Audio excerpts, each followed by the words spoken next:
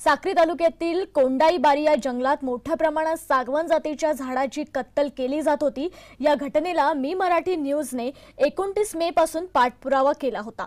जंगल तोड त्वरितच बंद व्हावी आणि वन विभागाच्या कर्मचाऱ्यांवर योग्य ती कारवाई करण्यात यावी, या बातमीची दखल धुळ्याचे मुख्य वन संरक्षण अधिकारी उदय औसक यांनी घेतली आणि अखेर वनक्षेत्रपाल आर.बी. पोद्दार, वनरक्षक सूर्यवंशी आणि वनपाल नागापुरे यांना 28 जुलै 2016 रोजी निलंबित करण्यात आलं होतं। मात्र ही माहिती डिव्हिजन ऑफिसवरून दडपण्यात आली होती आणि आज या घटनेचा मी मराठीने पर्दाफाश केलाय। यामध्ये वनक्षेत्रपाल आर.बी. पोद्दार, वनरक्षक सूर्यवंशी तसेच वनपाल नागापुरे यांना निलंबित करण्यात आलंय।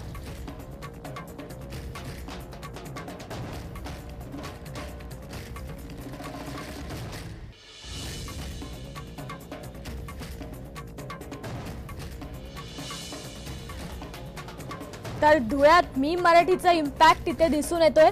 साक्री तालुक्यात कोंडाईबारी या जंगलात मोठ्या प्रमाणात सागवान जातीच्या झाडाची कत्तल होत होती आणि या घटनेचा मी मराठीने सातत्याने पाठपुरावा केला होता आणि यानंतरच या बातमीची दखल धुळ्याचे या संदर्भात अधिक माहिती देण्यासाठी आपल्यासोबत आहेत आपले प्रतिनिधी रफिक शेख।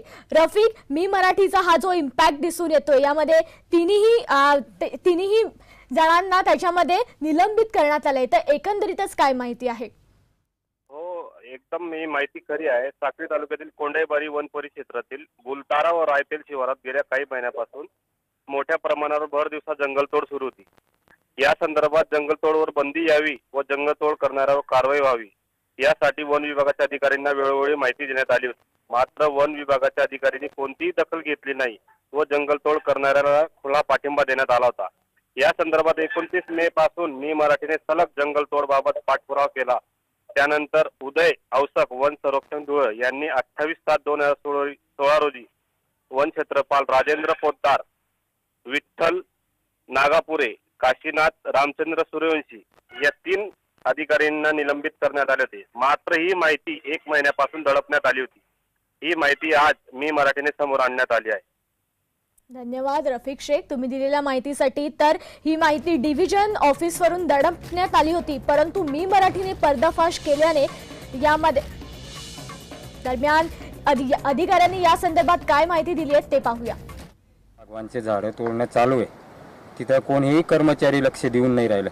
आम्ही काल रेंजर साहेबांना आमच्या गाडीत बसवलं आणि त्याच्या समोर दाखवलं किती गाड्या चालू आहे, किती तोड चालू आहे।